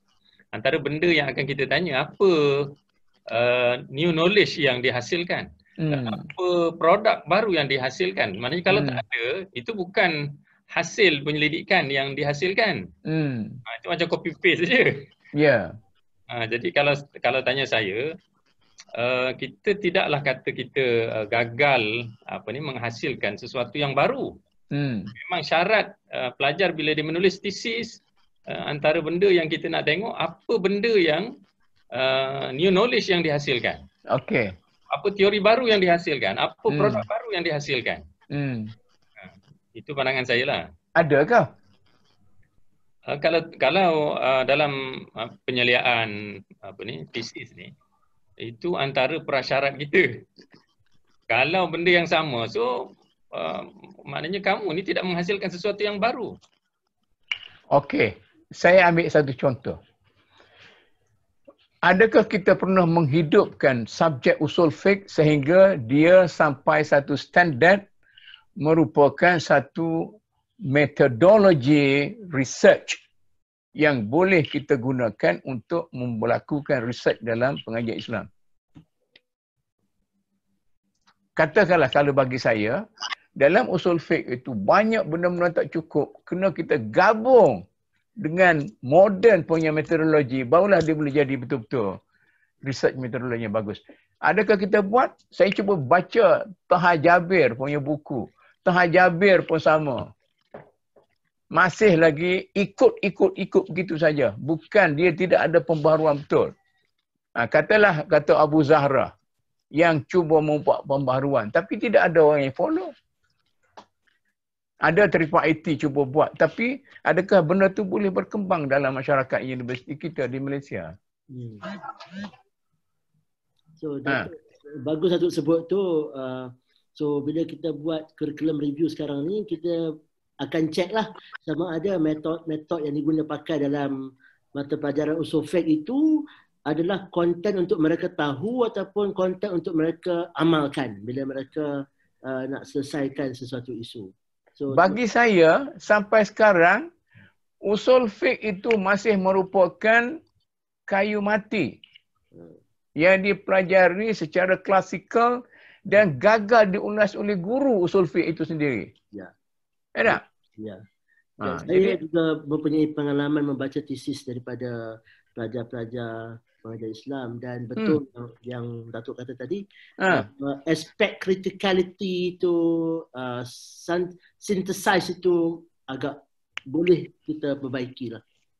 Prof Syukran daripada aliran Human Sciences, tak? Saya integration lah dua-dua. Ya. Kemudian dia pergi jadi dekan, pengalaman dia melihat yang sebelah lagi itu jauh. Nak beza dengan pulau-pulau sini. Ini yang kita cuba beri tentang new knowledge yang boleh dilahirkan oleh para pelajar kita melalui postgraduate punya program ataupun melalui research biasa. Ya, Datuk, kalau lihat untuk daripada segi postgrad, Datuk, saya tak setujulah pandangan Datuk mengatakan bahawa apa, saya suka tak setuju tu. Ramai juga Datuk lihat kita ada beberapa orang-orang yang kita kenal yang dia mempunyai ilmu pengetahuan. Lahirnya mereka memperolehi master dan PhD di dalam negara juga, Datuk. Dan kalaulah kita lihat, kalau Datuk kata kita gagal tadi, mereka ni tidak akan diterima lah. Mereka ni tidak akan diterima untuk berkhidmat di dalam tempat-tempat yang tentu, di universiti, di bank-bank dan di beberapa tempat yang lain. Kalaulah katakan mereka gagal melihat integrasi, mungkin berlaku, tetapi saya rasa tidak secara keseluruhan. Tapi postgrad yang kita ada, bagi saya di negara kita amat perlu diteruskan kerana ia merupakan kesinambungan daripada ilmu teras yang kita bagi. Cuma Datuk melihat, tak boleh nak lihat kata semua gagal, Datuk. Saya agak kurang bersetuju kerana kita dah lahir banyak tesis dan saya macam rakan-rakan yang lain dah pernah melihat, Datuk, tesis daripada Malaysia, daripada luar negara, daripada negara Arab.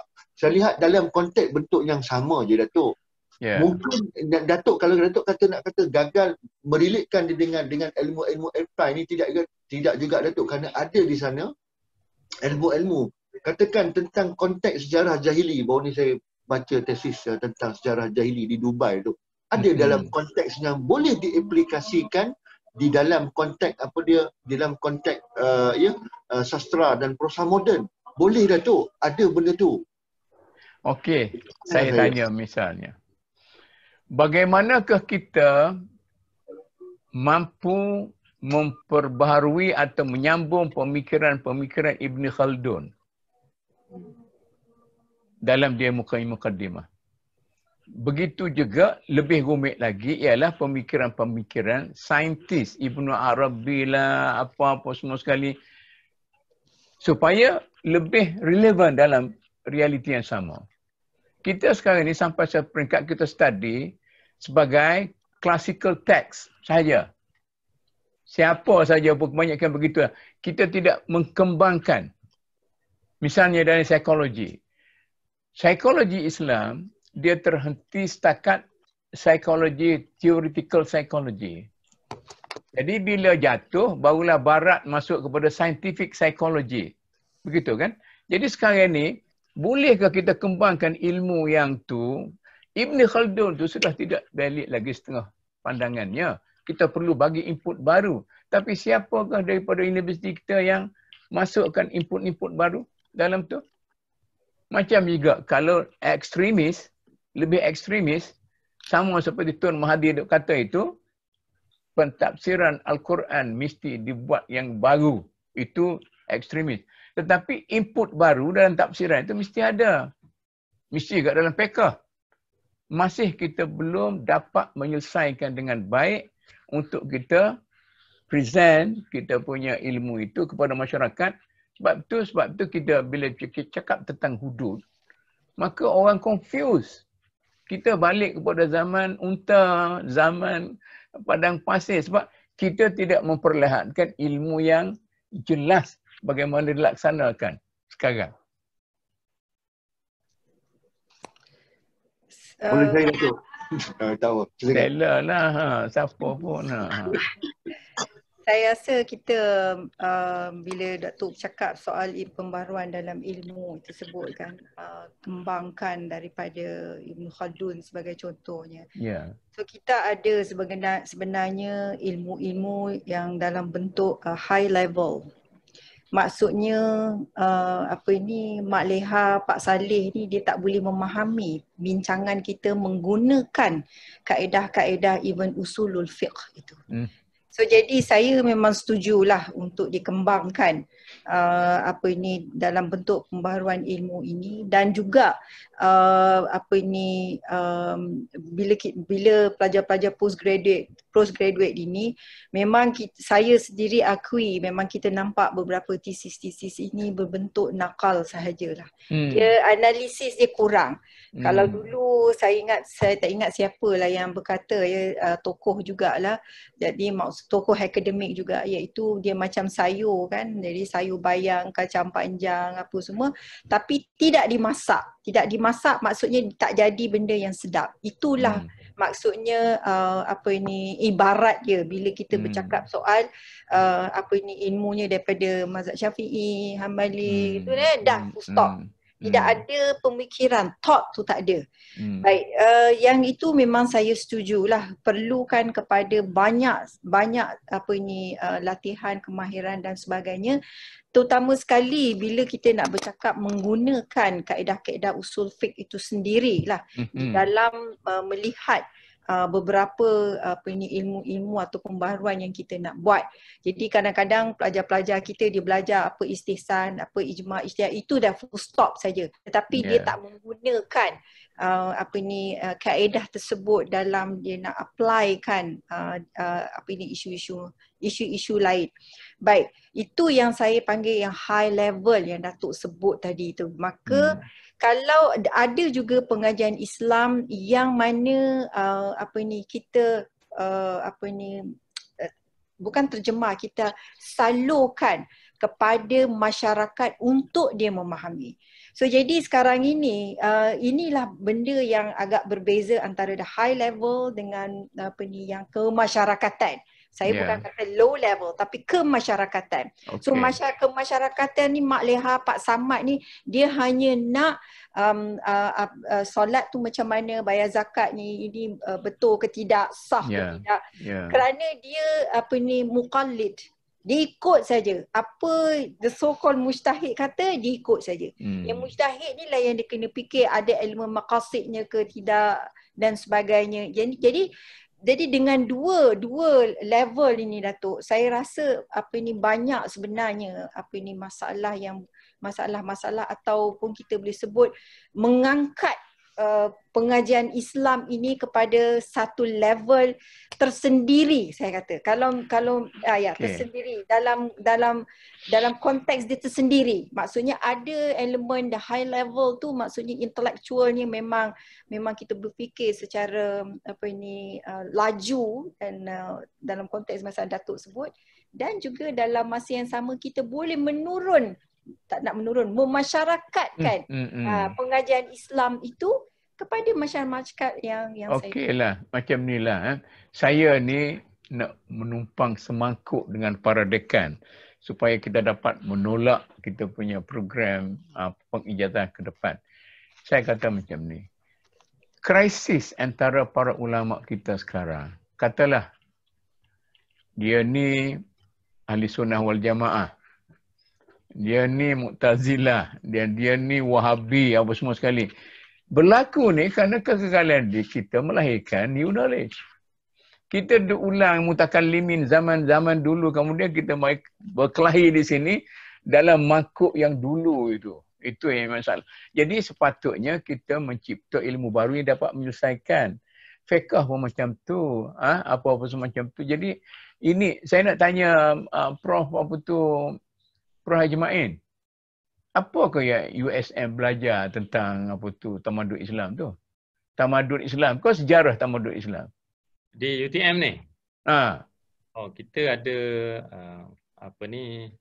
yang kita tawarkan selain daripada kursus umum untuk semua pelajar-pelajar. Macam ni, Prof bagi tahu sebagai seorang profesor ke universiti, yang kita tawarkan di universiti kita tu tamadun Islam ke atau sejarah tamadun Islam?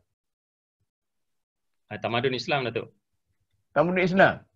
Pemikiran Islam ke atau sejarah pemikiran Islam? Fiqh ke atau sejarah fiqh?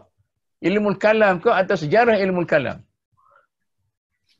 Kita sejarah tu sekadar untuk mengetahui, tapi yang penting ialah pemikiran tu, Datuk. Okey. Lepas tu, betul kata? Tanya, macam mana Prof Syukran? UIA? I think kita di sini macam di universiti lain juga, kita bukan hanya untuk mengeluarkan ilmu baru, tapi untuk merelevantiskan ilmu-ilmu sedia ada. Kedua-duanya, baru ataupun lama, yang direlevantis itu perlu disystematiskan. Bagaimana kita nak systematize knowledge itu sampai dia boleh menjadi beneficial to the society. Itu yang kita tengah fikir. Dari segi teorinya lah. Teorinya ada. Sekarang ni macam mana kita nak roll out dalam implementation. Yes. Itu dari segi setakat teori itu jelas. Kemudian macam mana kita nak translate teori itu kepada kita punya program dalam universiti. Macam mana? Jadi sekarang ni kami sedang rancak membincangkan itu. Bagaimana kita nak roll out semua teori itu. Konten semua tak ada masalah dah. Tapi sekarang nak bagi pensyarah, pelajar boleh appreciate semua konten itu, semua tujuan itu dalam bentuk projek. Supaya apa yang kita impikan sebagai graduate attributes itu tercapai. Okey. Itu Prof Wan dia ingat ke saya nak kenyek, nak lenyek dekat-dekat kita semua sekali. Patutlah dia berasa tu. Dia macam ni lah.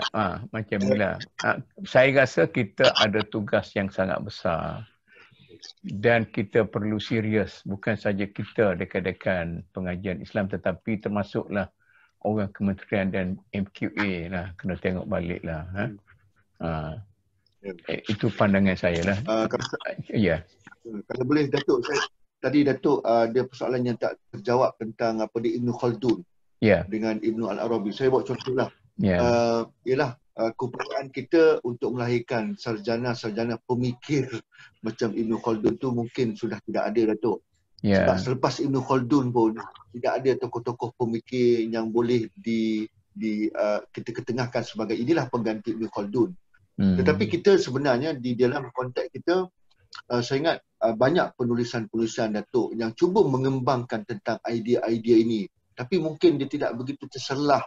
Saya ingat sebagai contohnya, kita dapati bahawa ada penulisan tentang teori ekonomi, teori pembahagian kekayaan, ya, tentang apa dia, prosperity. Ibn Khaldun telah dibincangkan, dan kalau tidak salah saya, ada satu negeri yang sedang membangunkan ekonominya berdasarkan apa dia, falsafah Ibn Khaldun ni telah dilakukan di satu negeri, dan yang membawanya adalah graduan daripada pengajian Islam, Datuk. Dia membawa idea-idea ni. Ini yang apa dia yang kita faham, dan banyak lagi sebenarnya penulisan-penulisan itu yang kita ketengahkan. Tapi untuk menjadi melahir kita jadi pemikir seperti Ibn Khaldun tu mungkin tak tercapai. Dan kita lihat penyanjung-penyanjung Ibn Khaldun ni banyak, Datuk. Kalau kita ingat di negara jiran kita telah ditubuhkan fakulti Al-Umran. Sudah ada fakulti, Datuk. Ini menggunakan falsafah dan gagasan. Daripada mana mereka ni? Daripada pengajian Islam, Datuk. Kemudian dengan jurnal-jurnal, berapa jurnal-jurnal telah dibangunkan dengan nama ni. Jadi maknanya kita tidak ketikan, Datuk. Saya nak balik kepada tadi isu tentang ulama perbalahan di kalangan apa dia yang Datuk kata kita gagal menyelesaikan isu-isu konflik antara ulama, Datuk. Saya ingat sekiranya berkaitan dengan pengajian Islam, Datuk, ulama-ulama yang dilahirkan oleh pengajian Islam ni, kita di sini tugas kita memberikan ilmu, Datuk. Kita memberikan ilmu dengan sewajarnya, dengan yang terbaik mungkin, dan kita memasukkan elemen-elemen itu wasatiyah, pemikiran yang sederhana, Datuk. Jadi saya lihat apa yang berlaku di luar sana itu adalah dalam konteks lain, konteks masyarakat. Tidak semuanya jadi macam tu, Datuk. Tidak semuanya jadi satu kumpulan-kumpulan yang tidak semua dalam pengajian Islam menjadi kumpulan yang ekstrim, Datuk. Mungkin hanya sebilangan. Dan dalam hal ini juga kita perlu juga tengok, kita tak perlu, Datuk, lihat kepada pengaji Islam saja, tapi golongan-golongan yang menjadi kontroversi di dalam isu-isu lain yang bukan daripada pengajian Islam, dia perlu dilihat, Datuk. Jadi saya lihat itu adalah perkembangan-perkembangan saya rasa yang biasa yang berlaku di luar. Setelah kita memberikan ilmu, setelah kita memberikan semuanya, itu bergantung kepada keilmuan yang ada. Tapi Indonesia tidak pernah mendidik menjadi seorang yang tafrid.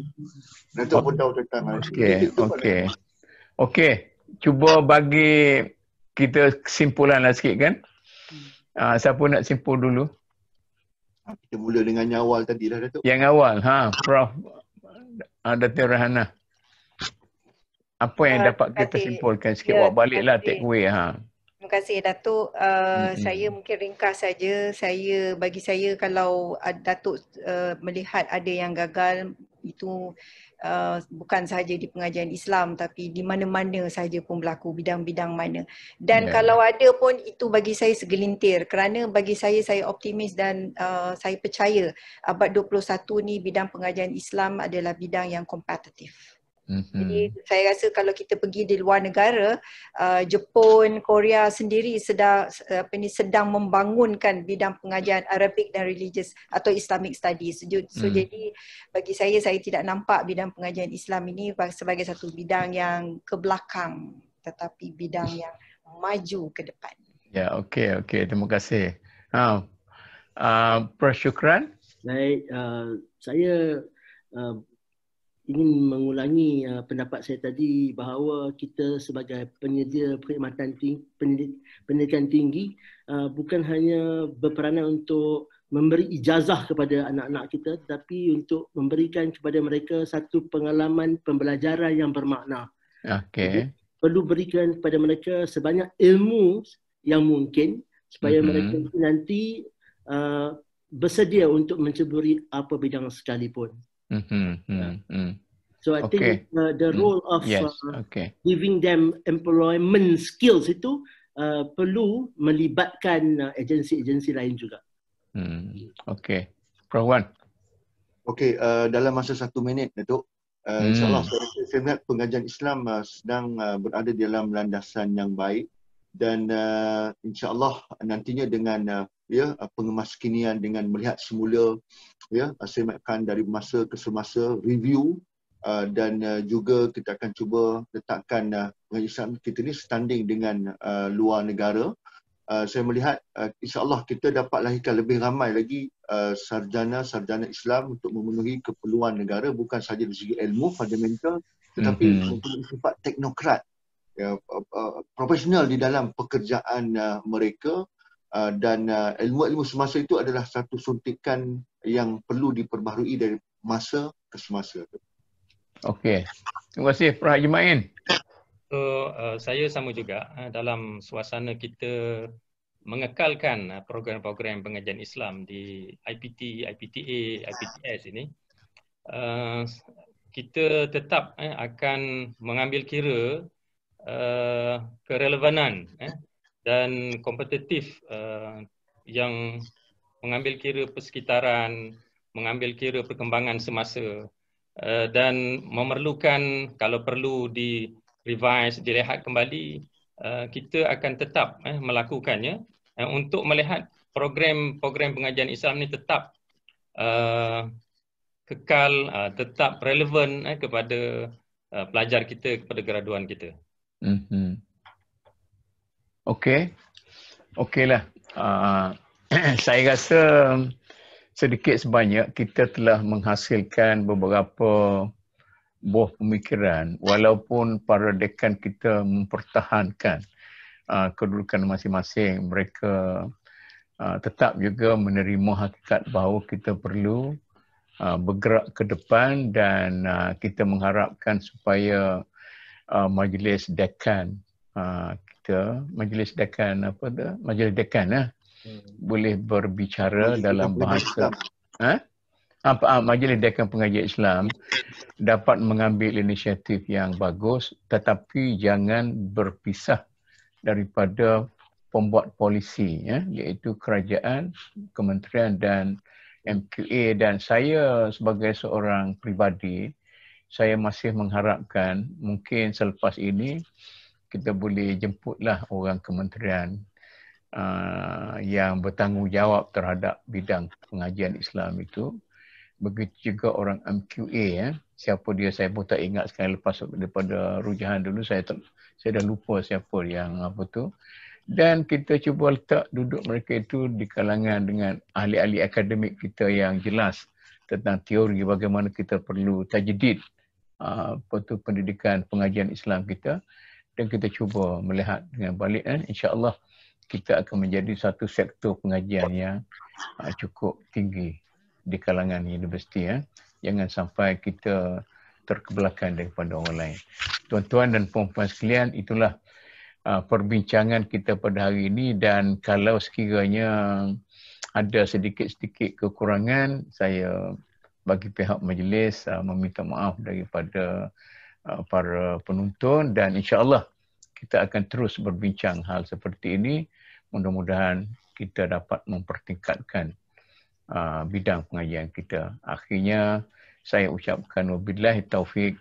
Wassalamualaikum warahmatullahi wabarakatuh, dan terima kasih kepada semua dekan-dekan yang ada pada hari ini. Waalaikumsalam warahmatullahi wabarakatuh.